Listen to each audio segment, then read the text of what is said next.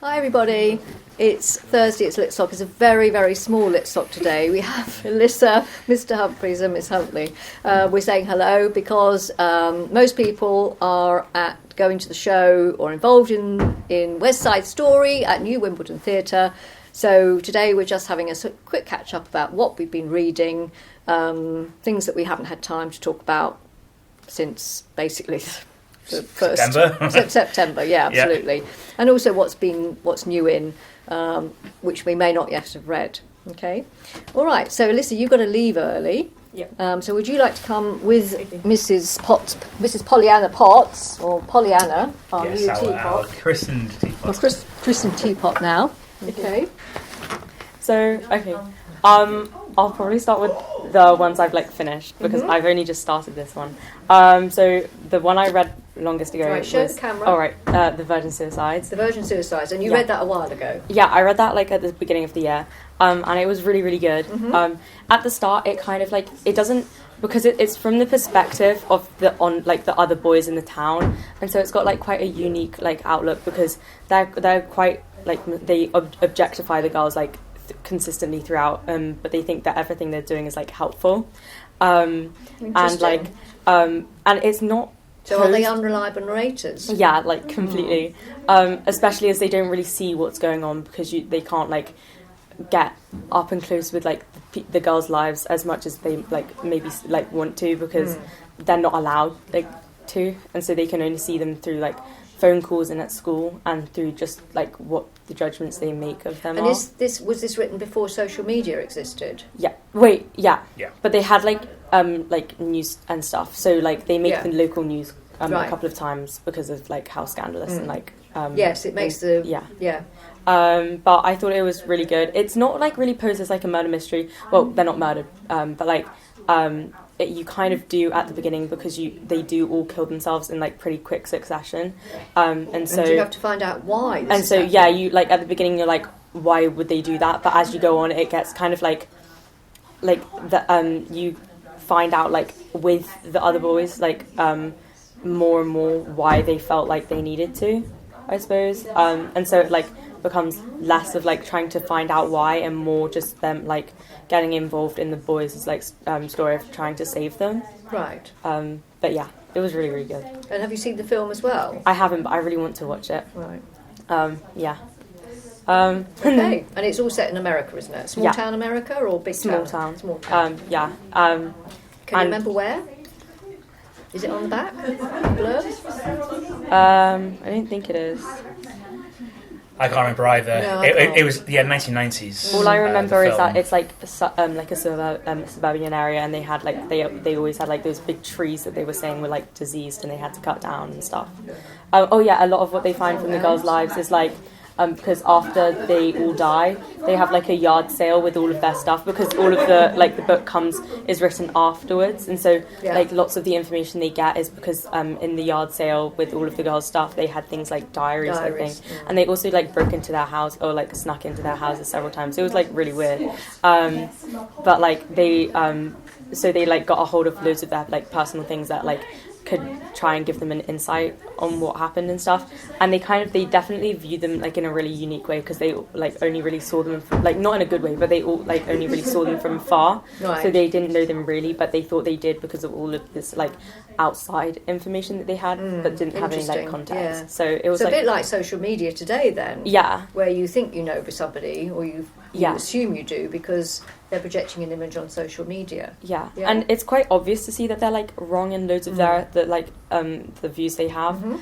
especially today. It might have been harder for people back then when that was more mainstream, but it still kind of tricks you out sometimes when you're reading it and then you're wait a second, you can't trust these people at all. So yeah, it was really good though. And then the second book I read more recently. I only finished it last week. All right. This is very famous. The Bell Jar. Yeah, very, a bit of a classic. Yeah, everybody knows this. I found so at parts I found it a little bit harder to read because the language she uses a bit like more old-fashioned, but I thought it was really, really good, especially as it's quite like a slow descent into like when she... And it's quite difficult to work out what's going on, isn't it? Yeah. I mean, it really is difficult. Yeah, I was trying to like... I remember reading it when I was 18, 19 and thinking, what's going on here? Yeah, I knew at points what I it was like, about. where is she? Especially when she goes on to like places tangents. Yeah. She often, like, especially as it starts like in the middle of like her story, like it starts when she's in New York on that like trip that she got. And it's kind of confusing because she'll make references to like Buddy, and you're like, who's he? And loads of the characters disappeared. I remember thinking like, I think her name's like Joan or something like that. I was like, it's like her best friend from college or university, and I had like no idea who she was, and she like pops up really late on, and I had no idea who she was, even though because she was mentioned like once before, and we were like meant to remember who that was. And loads of like the people disappear, like Doreen, she disappears, and all of the other people she was on the trip with. So it was a little bit hard to keep track of the characters, especially at the beginning when it had like no context for anyone that was like coming up. But I thought it was like really, really good, especially as like that kind of showed like her personality a lot. Because it seems like her personality is really like erratic, and like she thinks everything through, but in a way that's like too overly complicated. And yeah, she seems like also lots of the thoughts she has seem to be like quite advanced for like what was expected of her in the time, and that's like also one of the reasons that she gets into like all of the like issues that she like has. Well, she's being pulled all sorts of ways because she's an American young woman. Yeah, and like after the everybody Second World expects War. something different from her. So like there's Buddy's parents, and then Buddy himself, and her mum. You don't really hear much about like her brother, or maybe she has two, but it seems like still like they have like a little bit of influence because she's like, I don't want them to like find out like what's going on and stuff like that, and she doesn't want to like let down like Doreen at first, but then she like kind of gets or like what she thinks is a true insight into Doreen's personality, and decides that she doesn't like want anything more to do with her. So I think she's quite like a complex like character, and it's definitely really hard to like understand her fully, because like even though you're in her head the entire time, it completely changes throughout. Well, because there are mental health issues, so it's hard to read sometimes, isn't it? Yeah, because you can't understand really what's going on. Yeah. It's also really hard to tell which characters in it are, like, because also she's an unreliable narrator because of, like, her mental health issues, so you can't entirely trust what she's saying, because you don't know if it's just an observation she's making that's, like, true, or if she's just assuming it, or, like, oftentimes her mother comes out in, like, a bad light. Well, sometimes you know that she's bad. Like, there's this one time she's, like, when she first comes out of the mental health, the hospital. Yeah. And like her mum says something like, I knew you weren't like all of those other people. I knew you'd choose to be like better, or something like that. But if she phrased it worse, but sometimes you know that her mother's like a horrible person, but sometimes some of the things you say, it's it just like how she sees it with like because she doesn't see things like completely like the same as like a reader would. So I thought it was really good. Yeah. Good. Well, good for persevering, because it's not an easy read. I didn't really understand it. I saw a documentary that the BBC did a few years ago, and at last I sort of suddenly got a handle on it.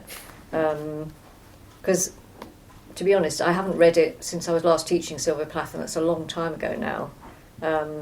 Because it used to be part of her poetry. Used to be, and of course, she's a fabulous poet. Have you read any of her poems? No. You should try. We've got them we here. have them, yeah. Ariel is when she's a young mum, and she has issues of alienation from her child. She finds it difficult, and she suffered from mental health issues throughout her life. Oh yeah, because isn't this meant to be partially based on her life? It's partially based on her life. Yeah, like not entirely, but like not entirely, but like any good writer, she takes and she changes. Yeah. But shapes. I thought it was really, really good. Yeah. And then I started reading this as well. Yes, White Nights. Dostoevsky. Even more hard, like even harder to read. Again. Oh yeah. It's even harder to read because I don't think that's just because of the like. Well, of course, it's translation. Yeah. But I don't think it's specifically because of that, or just because of like the time it was written in, because it's got like two like not narrators. It's only narrated by the guy. So as far as I've gotten through, he's only referred to himself as the dreamer. But like when he's telling his story, he tells it in like a much more extravagant manner. I think that's like quite telling of his like personality, because he spends a lot of his time stuck in his head and like imagining the world if it was like a better place and things like that. But as soon as it switches to the girl he meets, hang on a second, I can't remember her name completely. Natalia? No, it's like Natsenka or like Nastenka, something like that. But whenever like she speaks, because it's like when they first meet. Is she real? Yeah, I think at the point I'm at, she's real.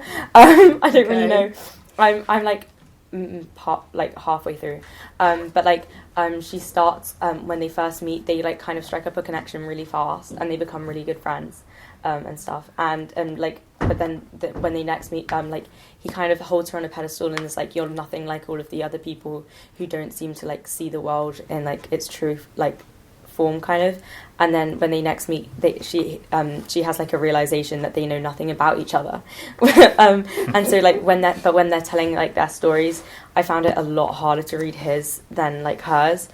So I think it might be just the style of writing that he uses to characterize the dreamer. Yeah. But do you want to read us a bit? Do you want to read us from the beginning? Oh, sure. Okay. So it's not like really, it's quite short. So it's not by like chapters so much. It sorts it by nights, and there's like 4 nights and then the morning. So it's like starts with the first night, and it says, it was a wonderful night, the kind of night, dear reader, which is only possible when we are young. The sky was so starry, it was such a bright sky, that looking at it, you could not help but ask yourself, is it really possible for bad-tempered and capricious people to live under such a sky? That is also a young person's question, dear reader, a very young person's question, but may the Lord ask it of your heart more often. Speaking of capricious and sundry bad-tempered gentlemen, I could not help but recall my own commendable conduct throughout the whole day. From early morning, an astonishing melancholy had started to torment me. It suddenly seemed that I, so alone, was being abandoned by everyone, that everyone was deserting me. Well, of course. Is me. Yeah, well, he does this. Yeah, and he like spends the entirety of like the first night pretty much talking about like how alone he is, but like because there's no one that he recognizes, but he talks about how the people that he recognizes isn't just the people, but just the place as a whole. Where is he?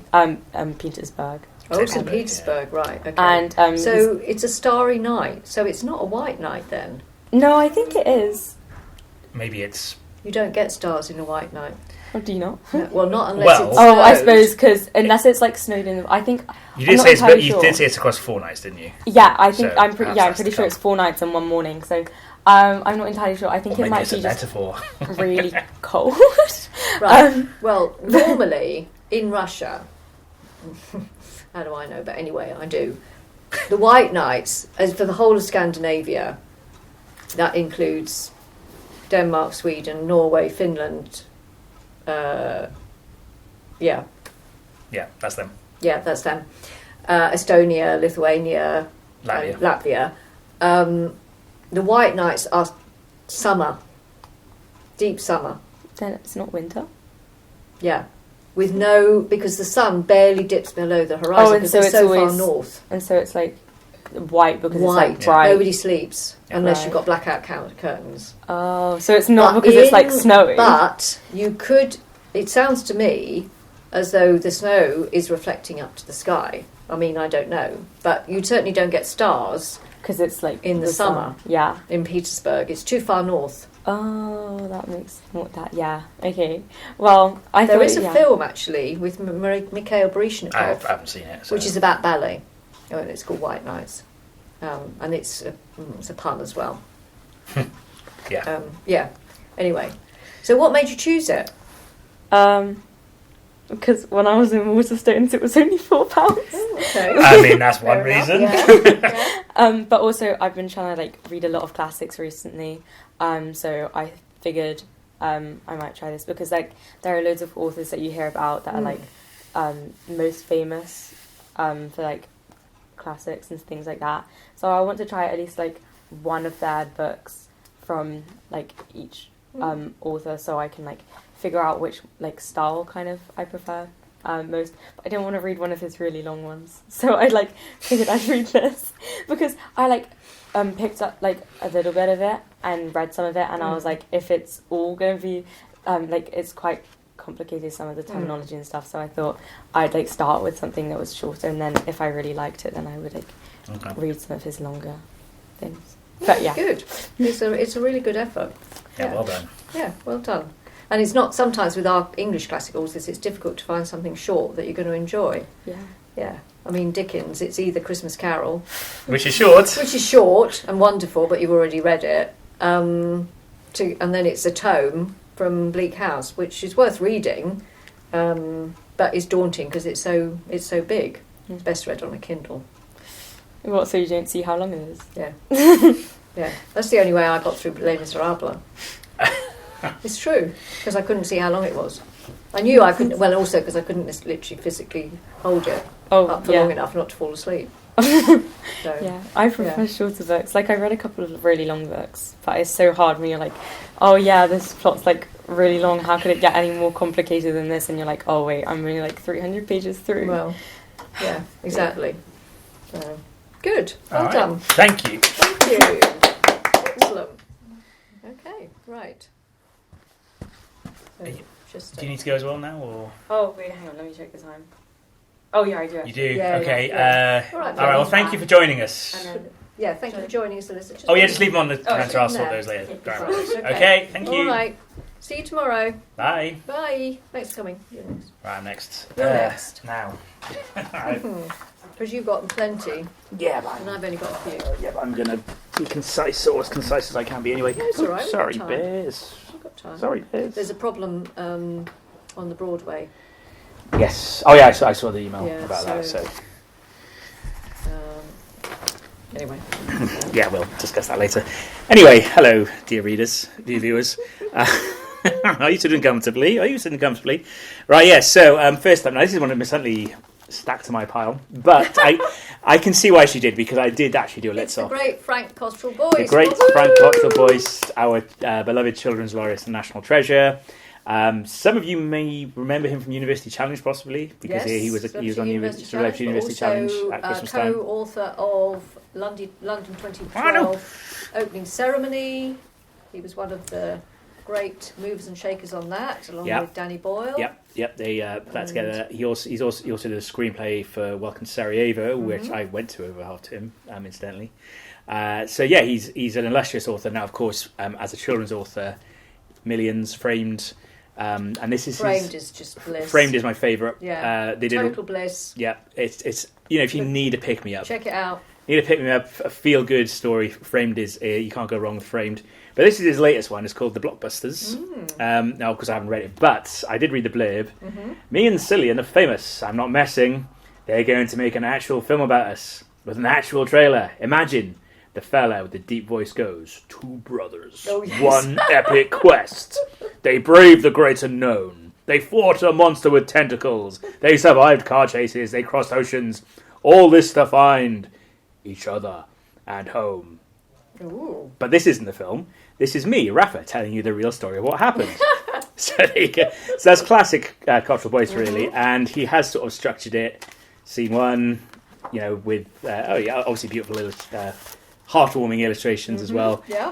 Miss Huntley and I were talking about how we saw him at the Barnes when it was virtual because of COVID. We saw Virtual, him, yeah. and he just was delightful, wasn't he? He was. Doing his talk. Oh, I can't remember what he talked about. He was now. at home. Broccoli with, Boy. a lot of seagulls. I seem to remember in the room.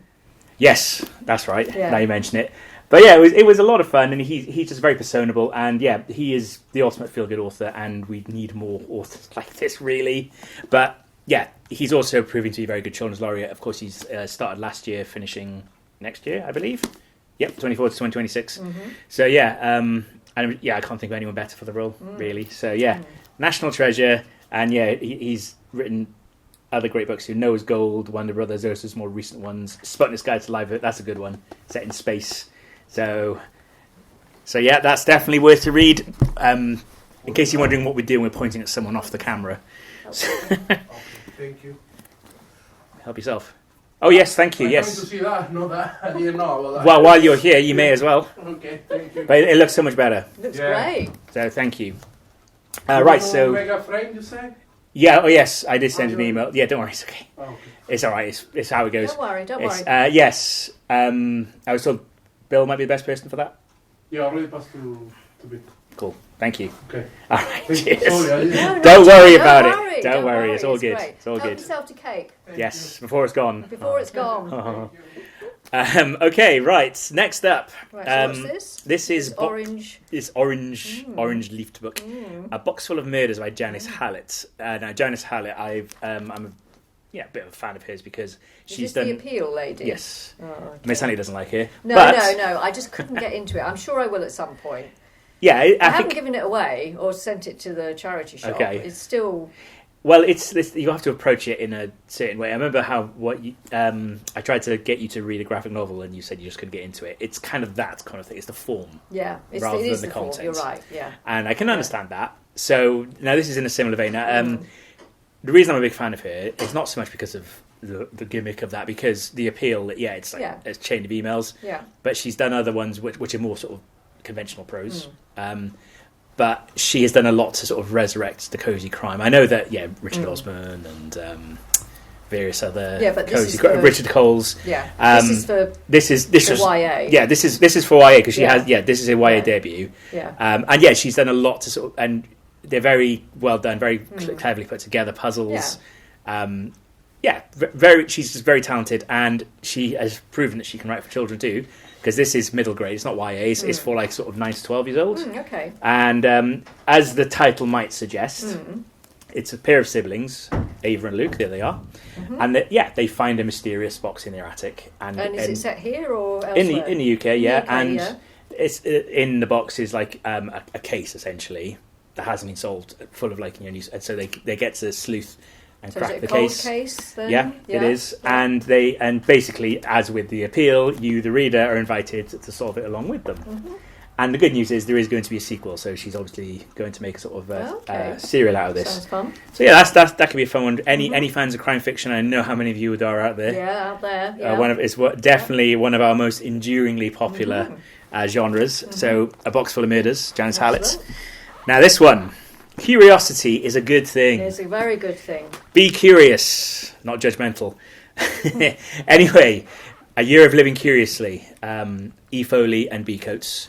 And as the title suggests, it's essentially little bite-sized chunks of curious things to, first of all, learn yourself, but then to share in the knowledge and bask in the benefits of being curious with your friends. Amazing. It is so It really is. It really Yeah. is if you know how to look in the right way. Yeah.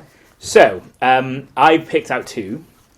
So, 7th of November, which is obviously not today, but this is bibliotherapy. Oh, right. Oh, interesting. There's joy to be found in escaping into different lands and into the trials, tribulations, successes, and struggles of a character between the pages. But there are some other rather unexpected habits that are literary habits. A study found in 2016 that reading books a half an hour each day can improve your life expectancy by 2 years. Using MRI scans, researchers have established that reading fiction encourages empathy and acceptance of people from different backgrounds. Reading strengthens and expands vocabulary and communication skills. That's one that your English teachers will keep on telling you. A 2000 Empathy is very important, though, as far as Hugely. English teachers are concerned. Yeah. Absolutely. Yeah. So you can analyse it appropriately. So it takes as many as you like, Ms. Guinan. Yeah, do. A 2009 study showed that reading reduced blood pressure and stress as much as yoga and humour. And studies have also shown that reading when older, so that's us, Yes. can help delay the cognitive decline associated with ageing. So yeah, Miss Huntley, to keep ourselves on life support, we need to keep reading. Definitely. So that was the 7th of November. What's the date today? It's the 20th of November, isn't it? 20th of November. Yeah. So let's see what they got for 20th. so for today. What is a 3-line whip? This is actually appropriate Wow. because of who's That is in. very appropriate. If- Right, Sophie. If you are told that in-person attendance on an hour-long global compliance report is a 3-line whip, then it is very important that you attend, even though every bone in your body is screaming no. No.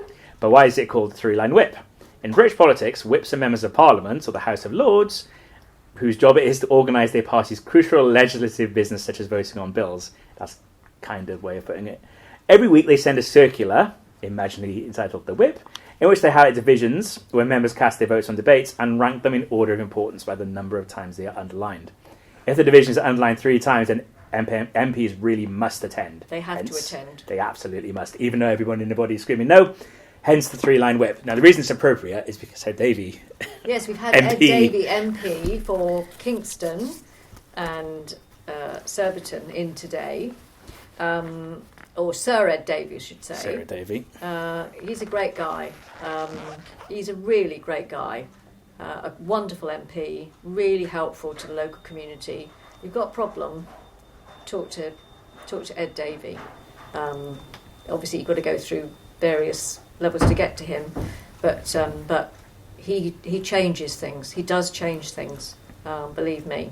And as for today, he actually answered the questions, which politicians are Yes. notorious for not doing. Yeah, absolutely. And yeah, obviously, there's a lot to like about him, because obviously on the electioneering trail he was very, embracing his silly side, which was nice absolutely. and refreshing to see. Good, great sense of humour. Yeah. And And he actually said the other thing as well, that particularly pertinent today, he just wanted the way he made it clear that the UK stands with Ukraine, and he did it in a sort of, not in a tacky way or a phony way, in a really heartfelt, genuine way. And I think our Ukrainian guests really appreciated that. Yeah, definitely. So thank you, Sir Ed Davey, for Thank coming you, in. Sir Ed. Yeah. Right, so yeah, that's the 4th one. Okay. So And you want to talk about Flesh? I have to talk about Flush. So I think you've started it now. Sorry, I've started it. You yes, have. but I will. So Miss Huntley and I, some point after Christmas, we're going to do a.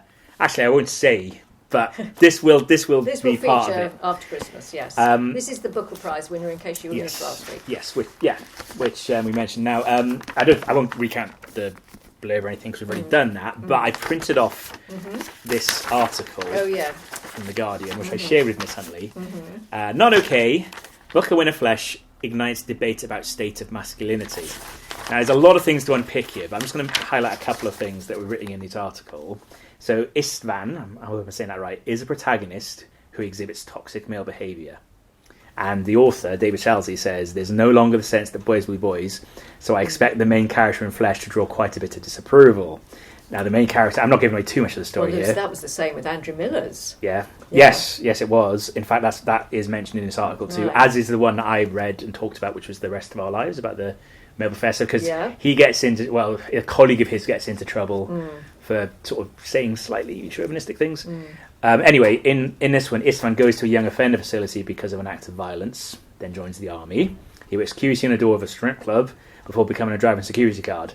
These aren't exclusive male paths, says Booker judge and novelist Chris Power, but they are predominantly male or traditionally male. So, and yeah, some are saying, now this is nonsense to me, but some are saying that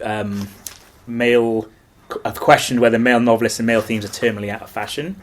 I don't think that's true, because just look at what Booker Prize has been won recently.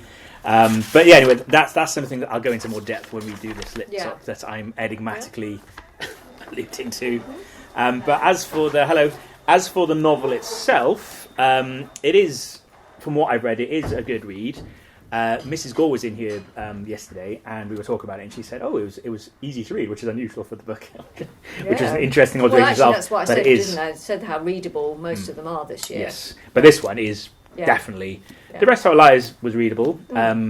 Audition was readable. This one, Flashlight was very readable, even if it was a bit of a tome. They're all readable. This is not a tome read. This is just like a standard length. But yeah, it's very very straightforward to read, and yeah. Looks like it's a good character study as much as anything, because just before we started filming, I was talking to Alyssa trying to describe what the story was, and didn't make it sound particularly interesting. But when you start reading it, it's the intense, laser-focused character study, I think, that really stands it in good stead. We are going on a journey with this character, aren't we? Yes, we are, because he starts off in Hungary, 15 years old, where he, again, I won't say too much, but and then it's sort of him going through the decades and buffeted by the forces of global change. So you can see, again, it's like classic Booker stuff, really. So so you can see why I won. But yeah, so I am going to read it, and we will discuss in great depth because it is a bit of a, I don't want to say seminal, but it certainly is one that everyone's talking about. Because truly seminal book of novels aren't that common an occurrence. You know, Girl, Woman, Other is one. I think we both agreed on that. Yes, definitely. For sure. And also the Testaments. And the Testaments which too. Is perhaps taking its time to be acknowledged, because Yes. The Handmaid's Tale has dominated the discourse. Precisely. And I think that's why it's not as talked about as much just for that reason. But it is actually very good. Yeah, The Testaments it is. definitely worth a read. Well, obviously read The Handmaid's Tale first, but definitely worth a read. And then, there's not too many that I would also put in. Certainly not recently. No disrespect to actual book winners when I say that. Whether this will join them, time will tell. But it's clearly generating more column inches than a lot of Booker Prize winners have of late. Yeah. So I would say. Definitely. So. Yeah. All right, now from toxic masculinity, my last one, toxic femininity. Sorry, everyone. Okay. So this is enough. very much YA, and the reason I've singled out is because I know how popular, the inheritance games and essentially, Terra Mafi, all these. One of Us is Lying. Good Girls Guide to Mid, all these things that are talked about at great length. This is going to be the one that I think is going to be the next one everyone's talking about. It's called The Goldens by Lauren Wilson. Now, everyone knows that Adolescence had a lot of buzz around it. There's been a show that's appeared on iPlayer recently, not for younger students, called Wild Cherry. And it's about... yes. You know this one? So this kind of... anyone who's heard of that, this... story sounds very similar, actually. Chloe has always dreamed of becoming a best-selling writer. Then she meets enigmatic influencer Clara. They bond instantly. Chloe moves into Clara's mansion. It's a very inheritance game so far.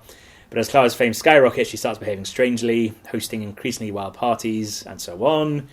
Clara opens up her home to other girls. Gatsby, the media, isn't it? of course, it is a bit of Gatsby. The media call it a cult, and soon Chloe begins to hear unsettling rumors from Clara's past.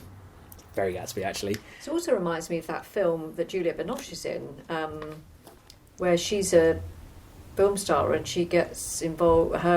She takes on an assistant, and the same sort of things transpire. Yeah. So it's the theme. Cliques, power plays, and there is not a phrase of toxic femininity, and I'm not trying to invent it or try to get it to enter everyday discourse, but it's kind of like. How girls can be. What's the strapline? How far will they go for her? How far will they go? So the obsession, and actually, I'll read you the end of the prologue. In my experience, by the age of 18, every girl knows another girl that she would follow to the very ends of the earth. True? Well, that's the Cat's Eye. Yeah. Of Atwood. There you go. The Robber Bride, Cat Atwood. What else? Wuthering Heights, if you like. Yeah. Oh, yeah. I mean, it's one of those things. There's so many examples. Yeah. For me, that girl was Clara Holland. It started to rain. Warm droplets running down my face, my arms, my back. When we reached the overhang of the water's edge in the shadow of the crumbling temple, Clara stopped. Suddenly, she looked into the rushing torrent. The shallows choked with reeds and vegetation. She tilted her head, indicating something that I should see. I followed her gaze. There was a body in the water. There you go. So, so this is one for Where's it set? you fans. I have not actually read it, but I believe in the UK. Oh, okay. So, So I imagine this is going to be one of the books that is most borrowed from the library in the near future. Okay. Okay, so your So all those are available at present. Absolutely, all recent to arrivals. That's why I thought I Yeah. drew attention to them. And now the captain's chair is going to go to Miss Huntley, flanked by her trusty lieutenants. Yeah, you can have, Oh, I can have a you can have teapot. Pollyanna. Here's my consolation. Hello, boys. Right. Hello, Pollyanna. Okay. Talking about toxic femininity, which is not It's not a phrase. not a phrase, but powerful women. Okay. This is, I think I've talked about this You did. very Yeah. briefly. Okay. But the last time I think I talked about it, I hadn't read it. I hadn't finished it, but maybe I... Anyway, this is Endling by Maria Riva, who now lives in Canada. She was born in Ukraine. So there's a theme for today, because we've had the Ukrainian students with us. 2 weeks now. to 2 weeks now, and they're going home this weekend. And very much enjoyed having them, and hope they've had a good time too. This is set in Ukraine. It's a bit of a roller coaster because of the subject matter. It's both before and the first days of the war against the Russian invasion, I should say, and 3 women. One extremely endangered snail. There's the snail on the front cover. And the reason it's a cloud is not only because we've got the Ukrainian sort of landscape. You've got the blue and there's a little bit of yellow. But also there's a point where the snails are almost a fantasy. Is she hanging on to this fantasy? And Eva, Nastya, and Solomia are linked by this sort of quest to find. There's a sort of quest to please a mother. There's a quest to change the situation for Ukrainian women who are like Russian women before they invaded Ukraine and became persona non grata, brides who were basically mail ordered, or people went on holidays to find marriages. This happens in Southeast Asia as well. Yes. So there's lots of things intersecting. It's very funny, and then halfway through, Maria Riva talks, and it's about what's happening with this novel. So it's meta. Okay. Yeah. One of those. Yeah, Sophie's one of those. World-esque kind of. Yes, absolutely. Trick. Okay. And then we go back into the story. So there's all sorts of things going on. It sounds perhaps a little bit odd, and it is a little bit odd. In a good way, though. In a good way, yeah. In a good way. It's calling to mind, especially when you said it's funny, it's calling to mind short history of tractors in the Ukraine. She died yesterday. Is she? Yes. I did not know that. I did not mention that for that reason. Yes. The wonderful author, Ukrainian author, and I'm really sorry, I cannot pronounce her surname, don't look at me. Maria, anyway, who wrote a short history of tractors in Ukraine, which was very much based on her father, died this week, and we always try and mark a passing. She was in her 70s, but she'd written 3 amazing books. I've only read one. That's the only one I've read too. Yeah. And it but should read more, really. Yeah, she put Ukrainian really writers on the map. Yeah, definitely. Probably one of the most, certainly since Kirchhoff, maybe. Kirchhoff, yes, yes. Funny, but in a different way to Kirchhoff. Yeah. So here's another. Yeah, very well worth it. It's published by Virago. That's why I noticed it, because Virago I keep in touch. They keep in touch by email, and I probably wouldn't have seen it, noticed it unless I'd had that email. Anyway, Endling. Got long listed for the Booker as well, I believe. So, and she's also written a linked story collection called Good Citizens Need Not Fear, which is pretty... if you haven't done anything, you need not fear surveillance, interrogation. Yes, well, we know what happens, don't we? Okay, she lives in Vancouver, British Columbia, so she's, in Canada, which, is trying its best to resist who. Anyway, so... Thank you, Maria Riva. I really enjoyed that. So, great. Now, I'm also going to talk about 2 books I haven't read, but I picked them up on Monday. I went to an exhibition of Ursula K. Le Guin's maps at the Architectural Association, which you wouldn't normally associate with an author who writes fantasy, but... when I thought about it, you think they'd be at the Geographical Association or the Royal Geographical Society, but in fact the reason that I think that they're there is because when she starts to create a world, she always drew a map, and those maps always included some sort of building. If it's Earthsea, there you've got the islands, and then with the second book, The Tombs of Atuan, you have the labyrinth, and you have the map of Atuan, and you have the buildings. So buildings are a big part, and she's very conscious about the house. Certainly in Earthsea, Ogien's house on the top of the Overfell is a seminal part. It's a really, really important part of this later story. I will keep the house, the doors open, and domesticity. Because as a woman, she wasn't expected to by her parents, who were very special people, but domesticity is a big part of all her novels, always coming home, food, drink, culture, of this invented culture that's based very much firmly on Native Americans and Latino culture. Anyway, so I picked up there Ursula K. Le Guin's Book of Cats. Now, there aren't cats in Earthsea, but there are dragons. Yes. But she always had cats, and these are her cartoons. So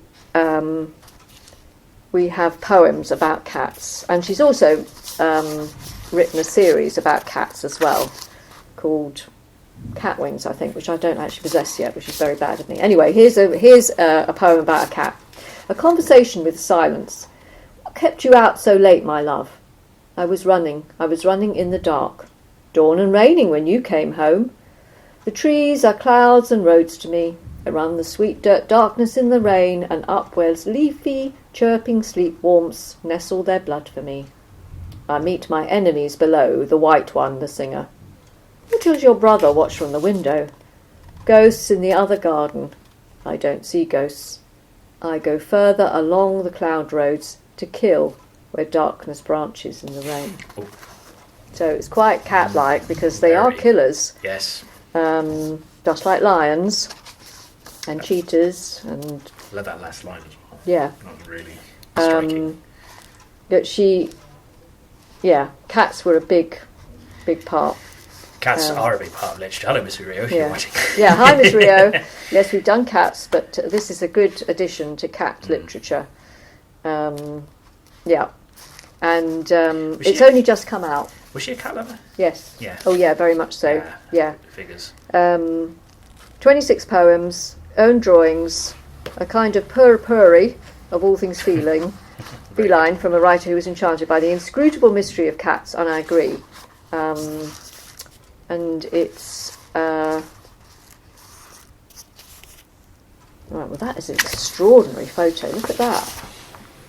Oh, wow. This 1933 at Napa Valley Ranch. Yeah. This is Ursula in 1933 at the Napa Valley Ranch. She grew up in California, Napa Valley. Her parents were anthropologists. I've talked about her before. But doesn't she look Southeast Asian? Yeah. Isn't that extraordinary? Yeah. Yes. I was thinking about how much she looks like her adult self already. That's what I was thinking. Yes, that too. Which is... Here and there is her is adult self with Lorenzo. a feline in hand. Yeah. So. Ursula died in 2018, a great loss, in her 90s. And she was working right up until the end. There are cat letters. And this is Ursula with Lorenzo in 1996, and a great cat lover. I'm a great cat lover myself, and I still miss my last cat, Queenie, and before that, Slob, who was an Egyptian cat reincarnated.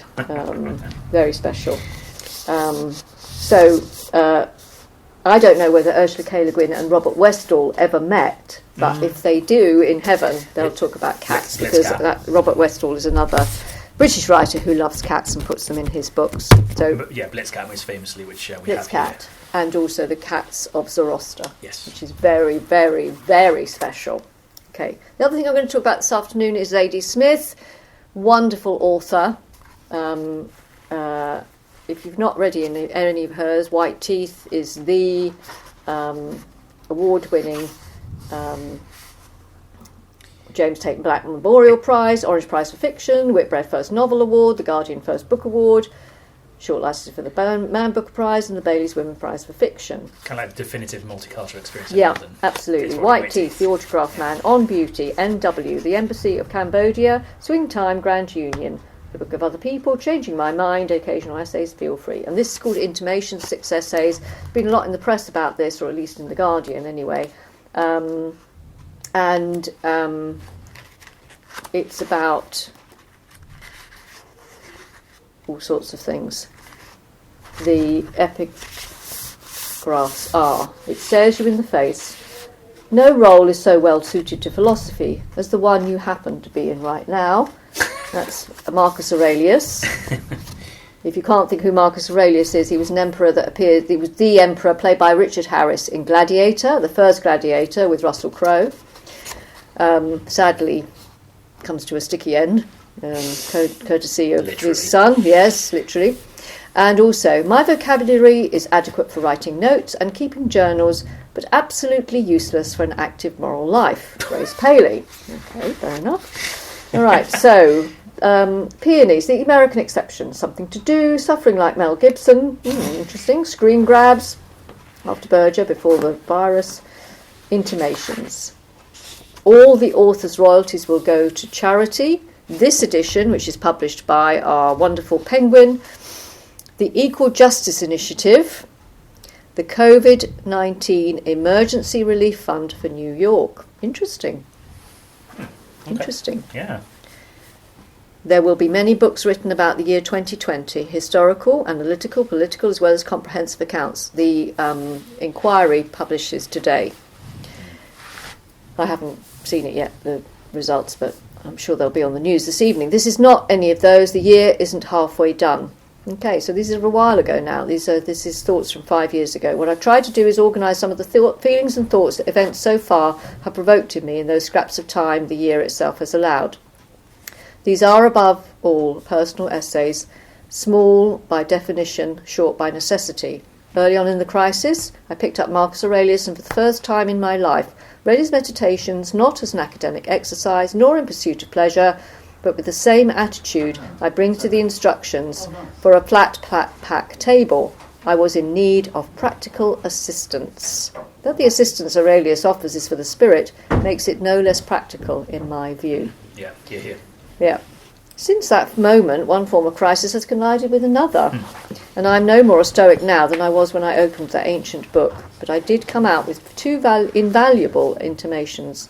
Talking to yourself can be useful, and writing means being overheard. Ursula Guin would agree with that. 31st of May 2020, London. I will be reading it very shortly. I highly recommend anything by Zadie Smith. And thank you. Deeply personal, powerfully moving, a short and timely series of reflective essays by one of the most clear-sighted and essential writers of our time. She's up there with Atwood. Atwood is overdue the Nobel Prize for Literature. Zadie Smith is on the way too. Yeah, she's one of the seminal authors. She's one. Definitely. Yeah. She's one of the great British women's authors. Wonderful writer. Okay, right, we have to go now because we're Yes, going we to the do. show. So have a good evening and a good weekend, everybody. And we look forward to seeing you next week with the whole crew, Yeah. hopefully back. Absolutely. Okay. We're looking forward to that one. All Okay. right. Have a good week. Take care. Bye-bye. Bye. Bye.